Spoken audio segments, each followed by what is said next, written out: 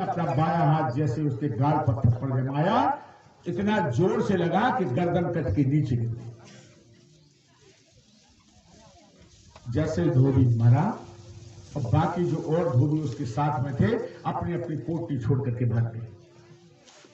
भगवान ने पोटली को खोला, समस्त बाल वालों को वस्त्रों को दे दिया, सबने वस्त्रों को पहन लिए, भगवान ने भी पहन लिए। अब भगवान आगे के लिए बढ़े। गोप सखाओं से कहा भैया वस्त्र मिल गए, अब तो अच्छे लग रहे हो।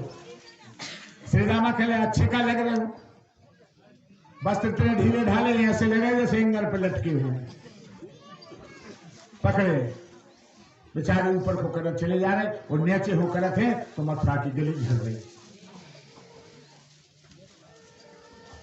चल गए ऐसे वस्त्र। हमारी जो छोटी छोटी देवी ब्याह शादी में देखते हैं ऐसे भी लहंगा पकड़ गलत तरह चलो ठीक। आगे चले भगवान।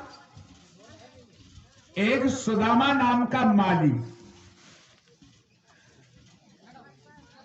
पुष्पहारों को लेकर के राज दरबार की तरफ जा रहा है। भगवान ने कहा मामा जी एक एक पुष्पहार हम लोगों को पहना दो, क्योंकि ब्रजवासी माला पहनने के बड़े शौकीन होते हैं। नहीं कोई पहना तो अपने हाथ से माला बना करके पहन लेते।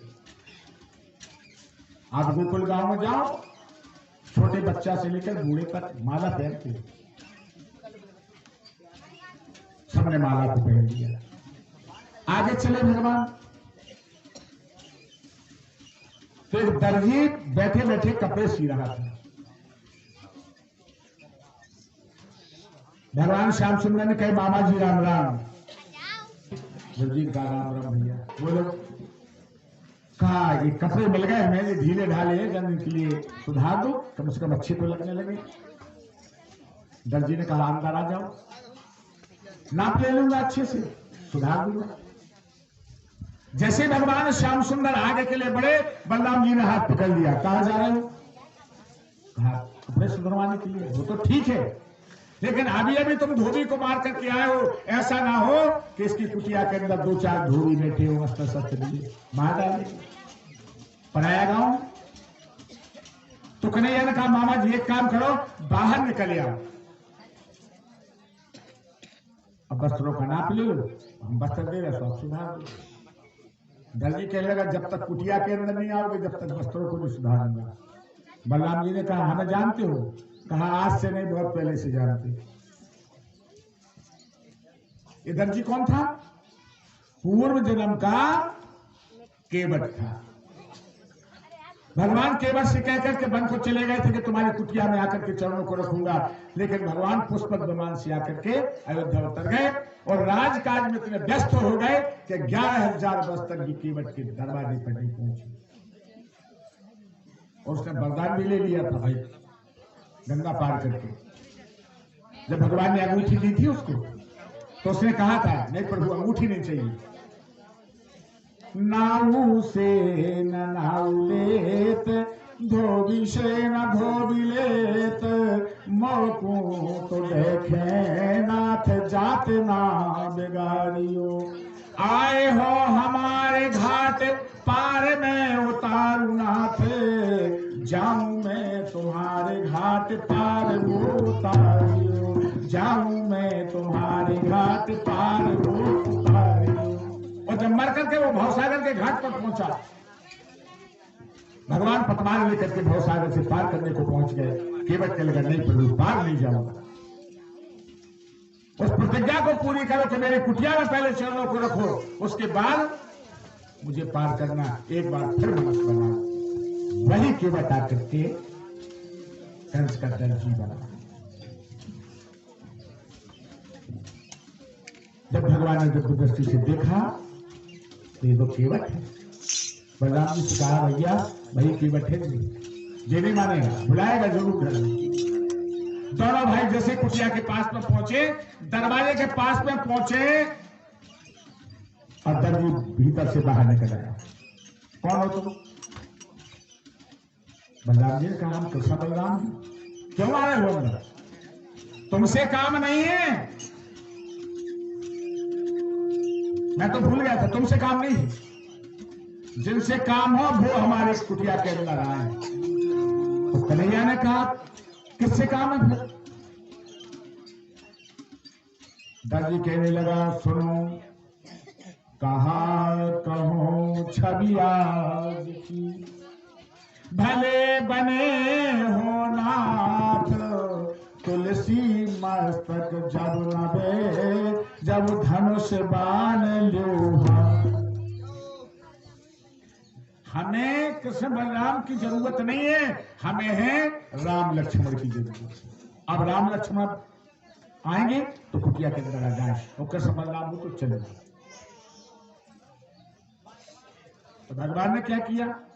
किते मुरली कित चंद्रिका, किते गोपिन के साथ, अपने जन के कारण, श्री कृष्ण बने रघुनाथ सियावर। बलराम जी लक्ष्मण जी बन गए, भगवान राम बन गए। धनुष बाण हाथ में ले लिया, कुटिया के अंदर पहुंच गए। उसने चरणों को धोया, चरणों रख लिया, सारे वस्त्रों को सुधारा, और फिर भगवान से विनय की प्रभु अब एक काम करो, अब मैं संसार में रहना नहीं चाहता हूं, आप मुझे भवसागर से पार कर दो। वहीं पर बैठ करके उसने योग अग्नि से अपने सारे शरीर को जला करके राख कर दिया। उसके शरीर से एक ज्योति निकली जो भगवान के चरणों में समाहित थी। बोलिए भक्त वत्सल भगवान। वहां से निकल करके भगवान रास्ते में चले जा रहे थे, तो देखा भगवान ने कि एक गोपी जो 3 जगह से टेढ़ी थी, शरीर से 3 जगह से टेढ़ी थी, हाथ में चंदन का कटोरा लिए और धीरे धीरे चली जा रही थी। भगवान ने उससे पूछा, अरे सुंदरी, ये हाथ में क्या लिए हो तुम? उसका नाम कुब्जा था। अब कुब्जा ने मन में विचार किया कि हम 3 जगह से तो टेढ़े ही, और उसके बाद ये कह रहे हैं सुंदरी कहां जा रही हो, हम कहां से सुंदर दिख रहे हैं? बड़ी प्रसन्न हो गई।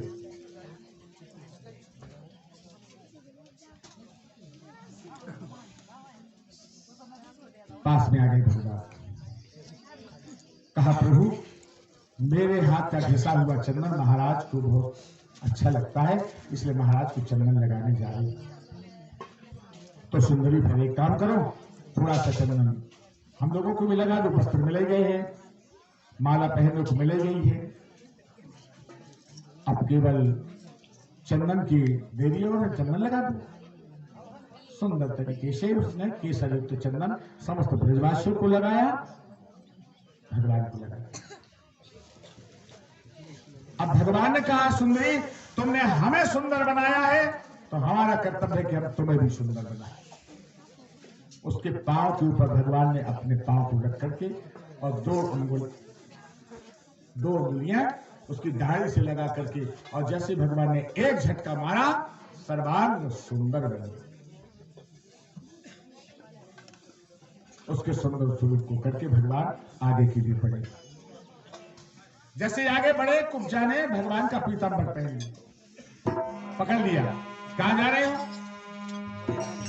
भगवान ने कहा अब आगे के लिए जा रहे हैं, धनुषशाला देखना कहां बनी है, महाराज का राजभवन कहां, वो भी देखना है, बाद में जाओगे। तो क्या करूंगा?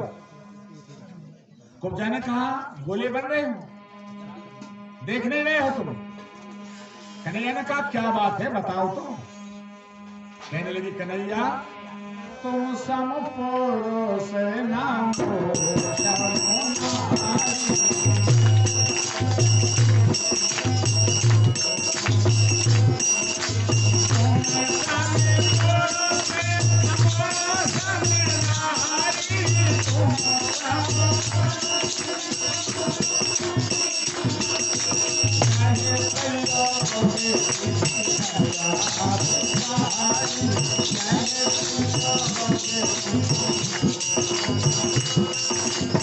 तुम देख रहे हो मेरे समान कोई सुंदर संसार में नारी नहीं है, आपने सुंदर बनाया, और तुम्हारे समान सुंदर कोई पुरुष नहीं है। तो कन्हैया ने कहा तुम्हारी सुंदरता तुम्हारे घर है, हमें जान दो। अरे इतने भोले बन रहे तो बात बताओ, तो पहले मत बुझा। तो कुब्जा ने कहा मेरा तो विचार है कन्हैया कि मैं तुमसे विवाह करा। कन्हैया के लिए वाह, लाज शर्म का घरे खूंटी पे टांगे आई हो। 11 साल की हमारी उम्र और तुम हो 40 साल के, ब्याह हो जाएगा। एक बात। दूसरी बात, हमारे बड़े भैया खड़े हैं, इनको भी पूरो नहीं पड़ो तो हम कैसे करवा दें। कुब्जा ने जब विनय की तब भगवान ने वरदान दिया, कुब्जा भी जाओ, कालांतर में समय पाकर के मैं तुम्हारे गृह में जरूर आऊंगा। ऐसा कहते कि भगवान जहां धनुष रखा हुआ तो उस स्थान पर पहुंच गए। धनुष का भगवान ने खंडन किया, राक्षसों को वध किया और संध्या होते होते भगवान नंद बाबा के पास में आए। सुंदर स्नान इत्यादि करके संध्या वादन किया, विश्राम किया और प्रातःकाल फिर भगवान राजभवन की तरफ चल पड़े। आगे आगे गोपवाल है, नंद बाबा है और पीछे कृष्ण बलराम चले गए। सभी जाकर के राज सिंहासन पर सुंदर तरीके से जहां आसन लगी हुई थी राजाओं महाराजाओं को मेहमानों के लिए, उन पर बैठ गए। और जैसे ही कृष्ण भगवान दरवाजे पर पहुंचे तो एक कुबलिया पेड़ नाम का हाथी लग रहा था दरवाजे पर। महावत ने कहा पहले हमारे हाथी से युद्ध करो, उसके बाद अंदर जाओ। कन्हैया ने कहा भैया देखो हमारी तो बहुत छोटी उम्र है, ये विशाल का हाथी, और हाथी छोटा मोटा नहीं था, 60,000 हाथियों का बल था जिस हाथी के अंदर। महावत ने अंकुश मारा, हाथी भी चल गया। भगवान श्याम सुंदर को सूर में लपेट करके उसने 100 धनुष ऊपर तक फेंक दिया, माने 300 फुट की ऊंचाई की। और भगवान जैसे नीचे आए दोनों हाथों से उसने उसको वलियापुरी की सूर को पकड़ करके भगवान ने, और जैसे कोई बालक गोफन घुमाता है ऐसे घुमा करके जैसे ही उसके लिए की दीवार से मारा, हाथी चिन्हार करके प्राणायाम कर। भगवान अंदर गए। अंदर जिसे प्रभु पहुंचे, देखा 2 मल्ल पहले से तैयार खड़े थे युद्ध करने के लिए, मल्ल युद्ध करने के लिए। चारूल नाम का दैत्य और मुस्तिक नाम का दैत्य। बलराम जी मुस्तिक से भिड़ गए और भगवान श्याम सुंदर चाल से भिड़ गए। कुछ देर तक कभी भगवान नीचे हो जाते हैं, कभी वो राक्षस नीचे हो जाता है। और जब भगवान ने देख लिया कि कंस के वध का समय नजदीक आ चुका है तो भगवान ने एक थप्पड़ मार करके चारुल नाम के दैत्य का वध कर दिया और बलराम जी ने मुस्तिक को मारा। अब भगवान वहां से उछल करके और जहां पर कंस राज सिंहासन पर बैठा हुआ था उस राज सिंहासन के पास में भगवान पहुंच गए। कंस ने अपना काल आया हुआ जान करके हृदय में घबराहट हो गई। अब मरते समय भी उसने भगवान के नाम को पुकारा, कृष्ण मैंने क्या बिगाड़ा, कृष्ण मुझे नहीं मारना, कृष्ण मैंने क्या बिगाड़ा। कृष्ण कृष्ण की ध्वनि उसकी लगी। भगवान ने उसकी चोटी को पकड़ करके और सिंहासन से नीचे पटका और जैसे पृथ्वी पर वो आया भगवान उसके सीने के ऊपर खड़े हो गए और अंततः कंस का प्राणांत हो गया। बोले वृंदावन बिहारी लाल की जय। सुखदेव जी महाराज से राजा परीक्षित ने पूछा प्रभु भगवान ने राज सिंहासन के ऊपर कंस को क्यों नहीं मारा, वहीं मार डालते, पृथ्वी पर क्यों पटका। तब सुखदेव जी महाराज ने कहा हे राजा परीक्षित, जिस समय भगवान श्याम सुंदर की मां देवकी का विवाह हो रहा था और ये पहुंचाने के लिए जा रहा था, आकाशवाणी हो गई कि देवकी के 8वें गर्भ से जो पुत्र उत्पन्न होगा तुझे मारने वाला होगा। तो इसी दुष्ट दुराचारी कंस ने देवकी की चोटी पकड़ करके रथ से नीचे फेंका। अपने मां का अपमान का बदला लेने के लिए भगवान श्याम सुंदर ने कंस की चोटी पकड़ करके पृथ्वी पर दे मारा और कंस हमेशा हमेशा के लिए संसार से विदा होकर चला। कंस की 2 पत्नियां थी, एक का नाम था अस्ति, दूसरी का नाम था प्राप्ति। जरासंध की बालिकाएं थी, कंस को ब्याही थी। दोनों आकर के नाना प्रकार से कंस की लाश के ऊपर गिर करके रोने लगी। भगवान ने बड़े गूढ़ वचनों से उनको समझाया, मामी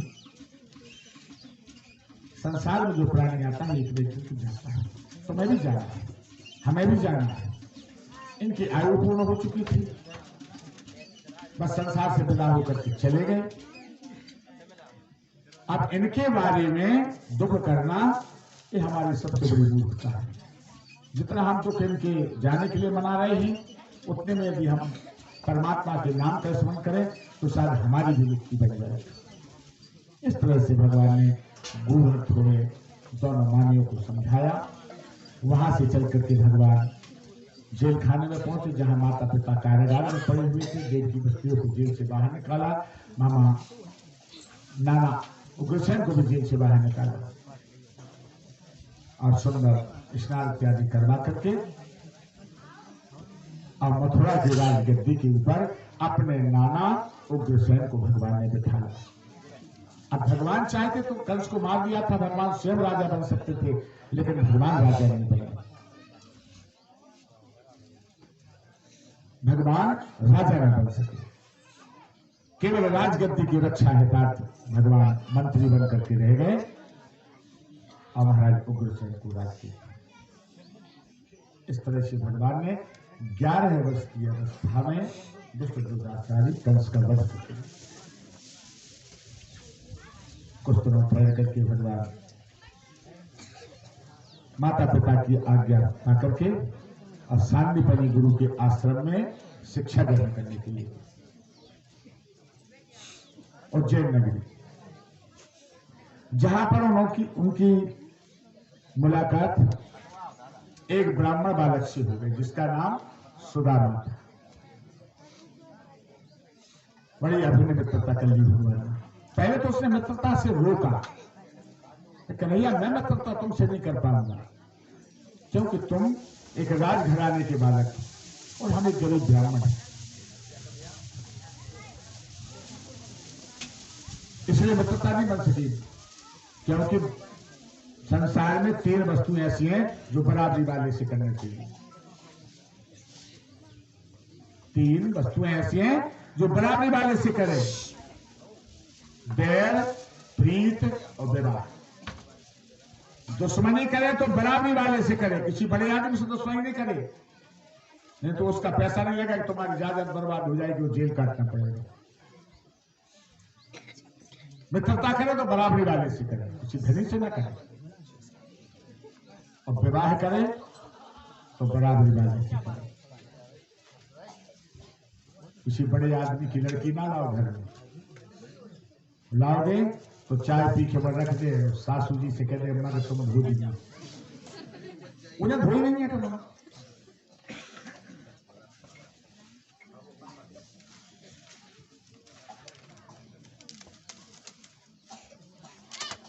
फिर भगवान ने कहा नहीं, मैंने तुम्हारे हृदय को देख लिया, हृदय तुम्हारा पवित्र है और मैं ऐसे ही भक्तों को चाहता हूं। निर्मल मन जाने दो,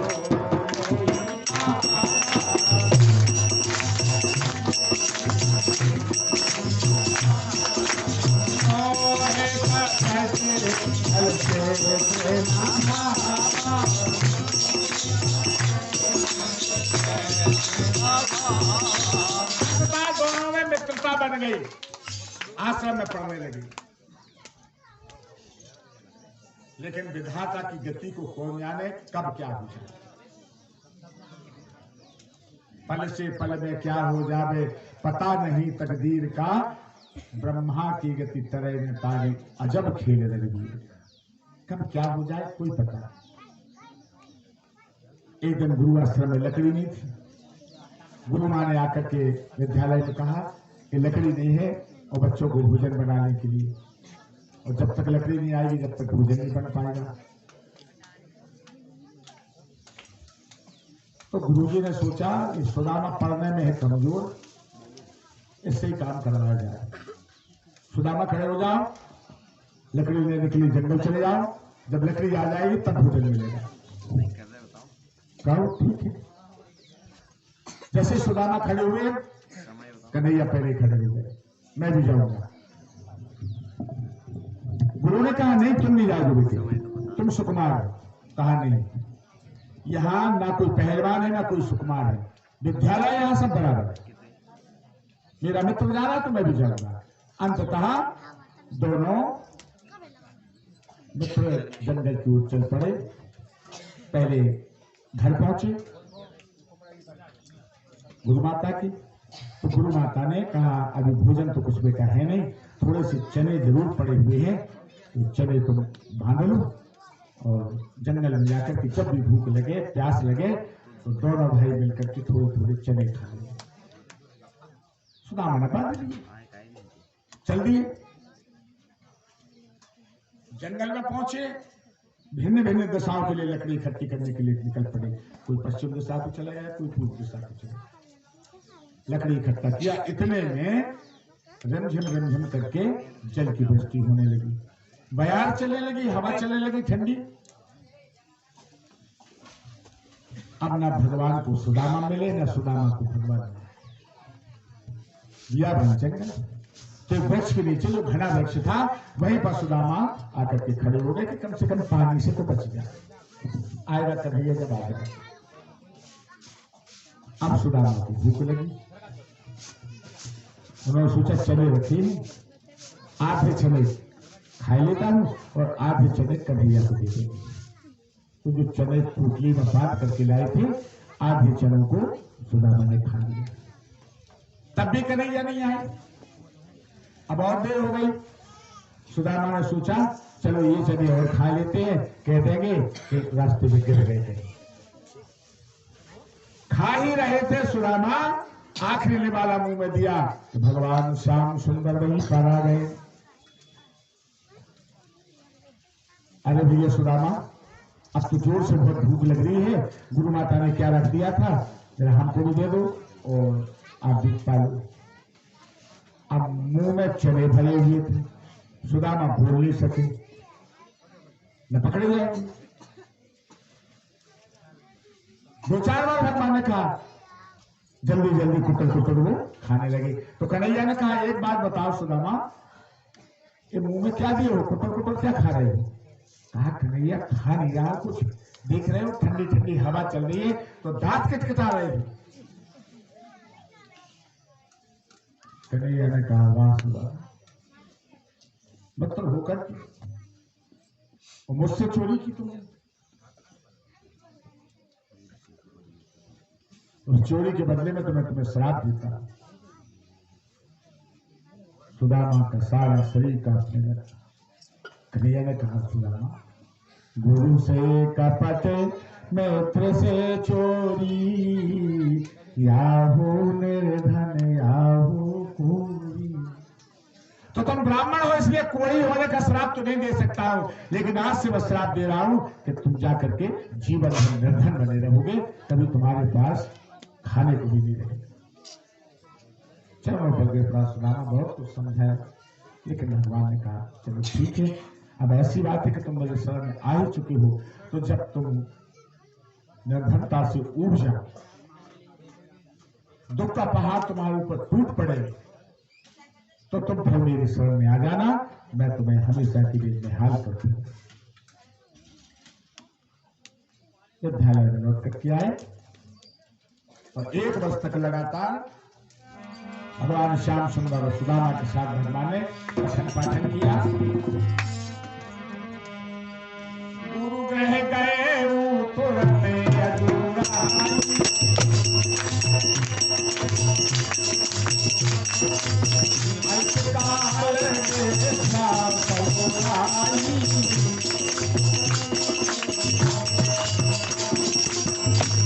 एक वर्ष के भीतर 4 वेद 6 7 18 प्राण के भगवान ज्ञाता बन गए। लेकिन सुदामा मंद बुद्धि का था, उसने कुछ नहीं सीख पाया। अंततः समय आया, भगवान गुरुदेव गुरु माता से विदा होने के लिए चल पड़े कि मैं घर जा रहा हूं, आप अपनी गुरु दक्षिणा ले लें। तो गुरु माता ने कहा कन्हैया और तो मुझे कुछ नहीं चाहिए, लेकिन मेरे 6 पुत्रों को संबासुर नाम का दैत्य हरण करके ले गया है, जल में रखे हुए, इन्हें संतान बनी फिर रही हूँ, यदि चाहो तो मेरे पुत्रों को ला दो। भगवान ने जाकर के मोर नाम के राक्षस का वध किया, 5 जन संघ को लिया और अपने गुरु के बाल को बुला करके गुरु माता को सौंप दी। लौट करके भगवान मथुराए, सुदामापुरी को चला गया।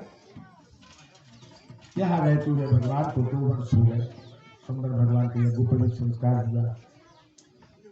अब जो महाराज जरासंध की दोनों बेटियां थी जो कंस को ब्याही थी, वो अपने मायके पहुंच गए। जाकर के कृष्ण के बारे में सारी कहानी को बता दिया कि कृष्ण ने हमारे पति का वध किया है। यह सुनकर के जरासंध ने एक अक्षौणी सेना तैयार करके एक बार नहीं 17 बार लगातार मथुरा पर चढ़ाई की। 18वीं बार कालिया बनाया, उसको भगवान ने मुझको नाम के महाराज से भस्म करवाया। और 18वीं बार जैसे ही जरासंध आया तो जरासंध के युद्ध से भाग करके भगवान ने प्रवर्तन पर्वत पर पहुंचे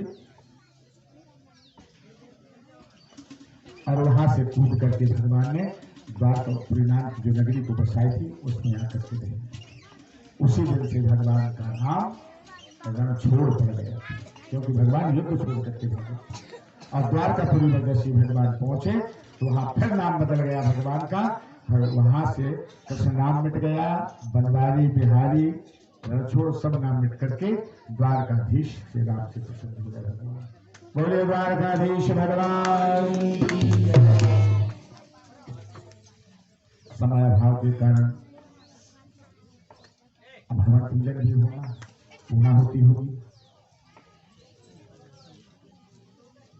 आप सभी से करवत प्रार्थना है कि 7 दिवस तक मैंने अपनी टूटी फूटी वाणी जो कुछ भी भगवत नाम का की कथा को आपको सुनाया, सतमार्ग को आपको बताया कि आपको अपने जीवन में कैसे सतमार्गों पर चलना है।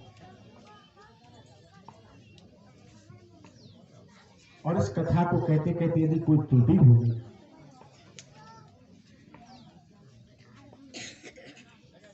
तो सभी माताएं बहना अपना ही भाई बंधु समझ करके, सभी पुरुष वर्ग अपना समझ करके और गलतियों पर ध्यान ना देते हुए ध्यान दें तो केवल आप कथे में ध्यान दें। मैंने पहले दिन की कथा में बताया था कि भगवान की 8वीं भक्ति है, अष्टम जथा लाभ संतोषा, सपने हो नहीं देखो पर पराई बुराई करना, पराई निंदा करना सपने में होगा। तो आपने बड़े चाव से, बड़ी भक्ति के साथ कथा का श्रवण किया। मैं भगवान से ही प्रार्थना करके जाऊंगा, भगवान जिन्होंने कथा को सुना है आकर के और किसी कारणवश वो कथा सुनने ना भी आ पाए हो, तो सबके घरों में भगवान अखंड लक्ष्मी का वास करे, सबकी बुद्धि शुभ है, भगवान के चरणों में सबका मन लगे, दुख कभी उनके घर में ना आवे, आपत्ति विपत्ति उनके घर में ना आवे। और सदा जैसा अभी आनंद अपने जीवन का सभी भगवान की कथा सुन करके ले रहे हैं, वैसा आनंद सारे जीवन भर उनके घरों में बना रहे। और कथा के विसर्जन के समय से कुछ ही क्षणों के बाद कथा का विसर्जन होगा, यज्ञ हवन होगा। लेकिन प्रार्थना है सभी माताओं में, सभी पुरुष वर्ग से, बिना प्रसाद का कोई न जाए। ये प्रसाद क्या है?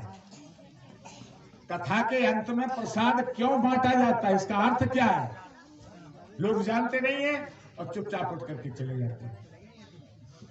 ये प्रसाद है भगवान की कृपा। यदि भगवान की कृपा आपको चाहिए, केवल कथा सुनने मात्र से भगवान की कृपा नहीं बरसेगी। जब तक कथा में बताए हुए सतमार्गों पर हम नहीं चलेंगे, तब तक कथा सुनने का महत्व प्राप्त नहीं होगा। इसलिए कथा से जाते समय लोग लड़ भिड़ करके भी प्रसाद ले लेते, भैया हमको प्रसाद दे, ये भगवान की कृपा हमको दे दो। जब तक हमारे ऊपर भगवान की कृपा नहीं बरसेगी तब तक हमें जीवन में सत्संग भी प्राप्त नहीं होगा। बिनु सत्संग विवेक न हुई, राम कृपा बिनु सुलभ न हुई। भगवान का प्रसाद थोड़े से बहुत फूला चिड़ोनी कोई बड़ी भारी वस्तु नहीं, लेकिन ये भगवान का प्रसाद है, ये भगवान की कृपा है।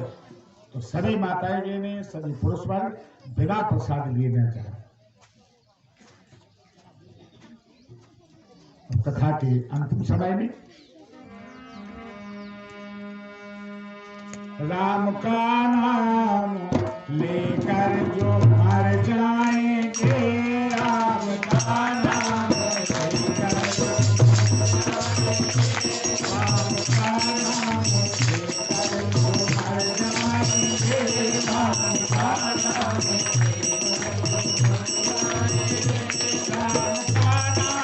लेकर जो मर जाएंगे, राम का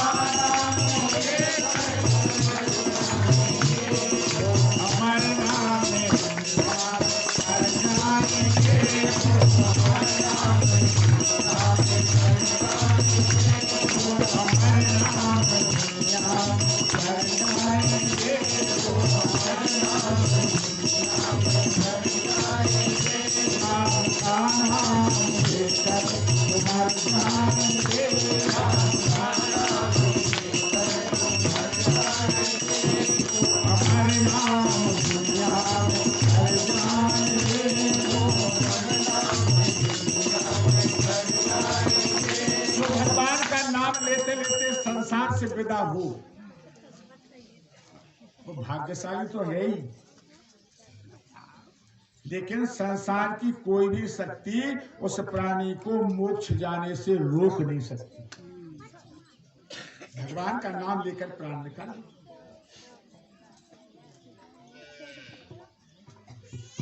जिनकी प्रेरणा से, भगवान की कृपा से, इस परिवार से मैंने एक दिन और कथा बताया था कि एक सदस्य इस परिवार से चला गया,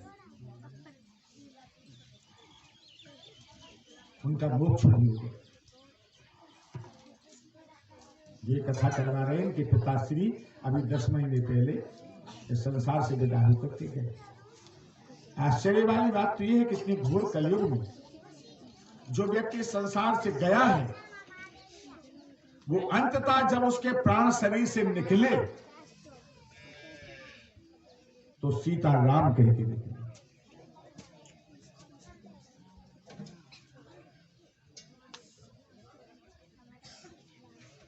जब मनसान अवस्था में उठी और जब वो जाने लगे संसार से, तो सभी को बुलाकर के ये भी कहा उन्होंने कि भैया अब हमारा समय हो चुका है, हम जा रहे हैं। सभी व्यक्तियों को सीताराम। अब मोक्ष ना हो तो क्या, राम नाम के लेखी सकल पाप कट जात, जैसे रवि के उदय से अंधकार। अब उसी देवतुल्य आत्मा के मोक्ष के उपलक्ष्य है, उनका मोक्ष है। परिवार की ओर से उस भागवत कथा का आयोजन किया। तो उसके पहले जो भी सदस्य इस घर से विदा होकर के चले गए, भगवान सबके मन को शांति दे और जहां भी जो भगवान के चरणों का निवास। ये कथा इस परिवार ने अपने लिए नहीं करवाई कि हमें इसका कुछ फल मिले या हमें इसका पुण्य मिले। उनके परिवार के जितने भी उनके पुत्र हैं, प्रपौत्र हैं, सारा कुटुंब इकट्ठा है। आज मुझे 3-4 दिन से बड़ी खुशी हो रही है कि सारा परिवार एक सम्मिलित होकर के एक मुट्ठी में बंध करके इस कार्य को बढ़ा चढ़ा करके कर रहे हैं। और भगवान से यही प्रार्थना करके जा रहे हैं, प्रभु जैसी आज सद्बुद्धि समस्त भाइयों में भरी हुई है, वैसी की वैसी सद्बुद्धि जीवन भर इन भाइयों के हृदय के अंदर रहिए, ताकि ऐसे ही महोत्सव प्रतिवर्ष इस घर में होते हैं। तो सारे परिवार के लोग उस आत्मा के निमित्त अपने लिए कुछ नहीं कह रहे, सबने यही कहा कि पंडित जी हमारे लिए कुछ नहीं चाहिए, ना हमें पुण्य चाहिए, ना हमें इस भागवत कथा का फल चाहिए। आप तो संकल्प करके इस सारी कथा का फल, इस सारी कथा का पुण्य हमारे पूर्वजों को अर्पण कर।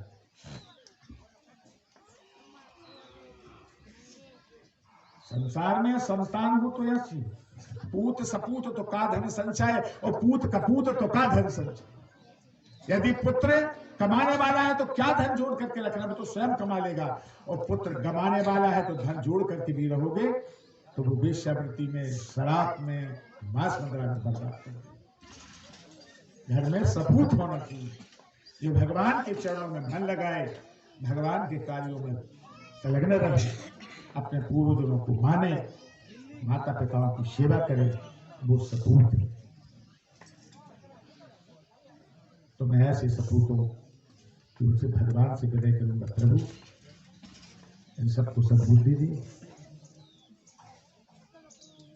और यहां तक मैं तो ये कहता हूं कि भगवान ऐसे आनंद मंगल करते रहे, और उम्र अगर कम हो रही हो किसी की तो मेरी उम्र काट के इनको लगा, ये आनंद रहे, और ऐसे धर्म के काम भगवान की दया से होते रहे इस घर में, और आनंद होते रहे। तो मेरे कहने का अर्थ है कि जो भगवान का नाम लेकर के संसार से विदा होकर के जाता है, निश्चित रूप से उसका मोक्ष होता है। राम का नाम लेकर जो मर जाए,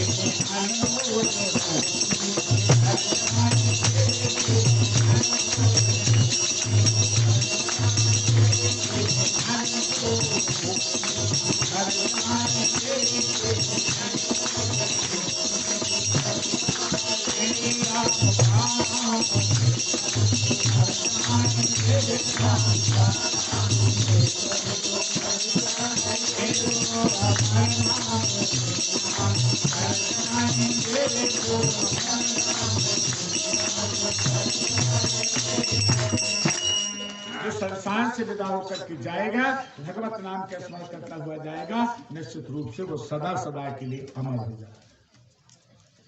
7 दिवस तक मैंने अपनी बुद्धि के अनुसार, जैसे परमात्मा ने हमारे शरीर में इतनी बुद्धि नहीं दी कि मैं भगवान की कथा को कह सकूं, लेकिन आप सभी की दुआओं से, भगवान की कृपा से, हनुमान जी महाराज की प्रेरणा से आपके सामने जो कुछ मैंने कथा को कहा, जो सतमार्ग बताए हैं, हमें अपने जीवन में उन सतमार्गों पर जरूर चलना। अब कहने का कर्तव्य हमारा, कथा कहने का कर्तव्य हमारा है। अब मानना ना मानना ये अधिकार तुम्हारा। मानेंगे आप सदा सुखी रहेंगे, और नहीं मानेंगे तो फिर दुख उठाना पड़ेगा। हमारा केस है आज यहाँ कथा तो कल दूसरी जगह, लेकिन आपको जो सतमार्ग दिखाए गए हैं उनको मानने का अधिकार आपका है। हमारा कर्तव्य कहने का, बात मानो ना मानो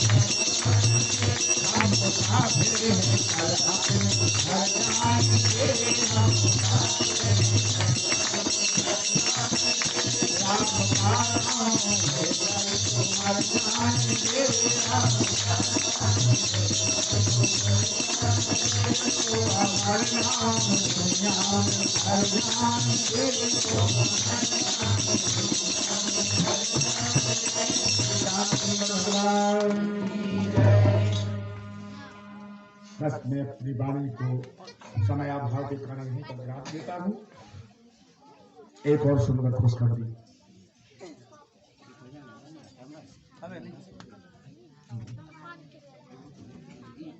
बहुत टाइम लग गया, 2 मिनट को कोई भजने नहीं उठना, मैं आपको मैंने सुनाई। एक और खुशखबरी आपको बताया देता है। भगवान ने बड़ी कृपा कर दी, 7 दिवस तक आपने यहाँ पर कथा का श्रवण किया। अब यहां से आगे की कथा मेरी इसी ग्राम में यही रोड के किनारे पूर्व सरपंच अन्नाबाई के यहाँ 16 तारीख से प्रारंभ हो रही है, 16 से 22 तक। इससे आगे की कथा आप सभी सर्वधर्मों को, सभी माता बहनों को इस जगह पर सुनाऊंगा। तब तक के लिए सभी माता बहनों को, सभी पुरुष वर्गों को जय सीताराम, राधे श्याम। और अंत में रहेगा गुलशन तो फूल खिलते रहेंगे। गुलशन यानी बगीचा, रहेगा गुलशन तो फूल खिलते रहेंगे और रहेगी मेरी जिंदगी तो फिर मिलते रहेंगे। बिहारी लाल की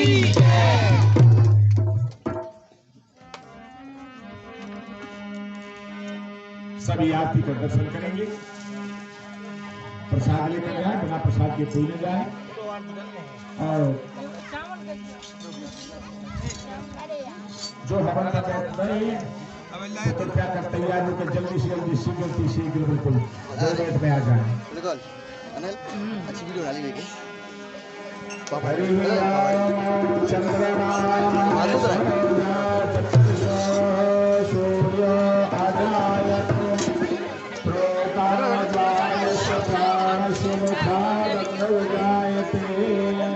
अच्छी बजे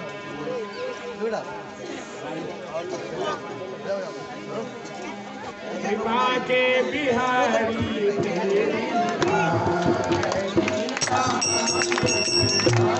के बिहारी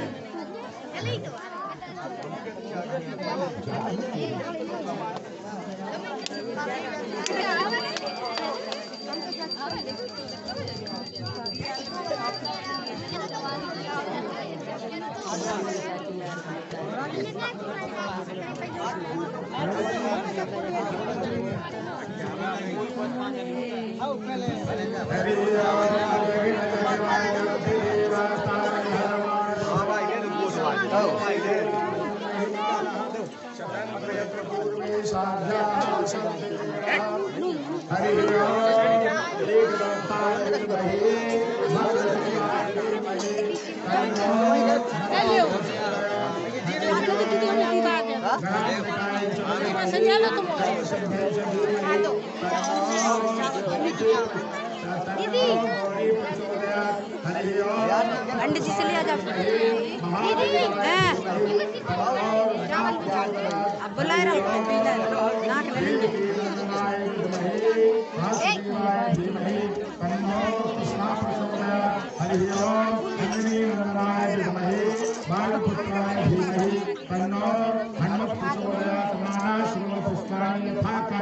पुष्पांजलि में आगता जहाना परमेश्वर श्रीनाथ कृष्णाय सांगाय सतगुणाय साधाय सशक्तिकाय मंत्र पुष्पांजलि बोल वृंदावन बिहारी राधा माधव सरकार की भागवत महापुराण की व्यास महाराज की योगी महाराज की महाराज की भगवान की नगर की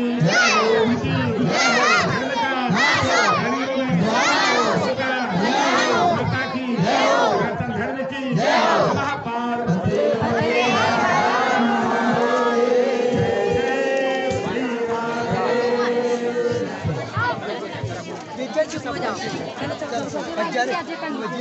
आराम से कर लिए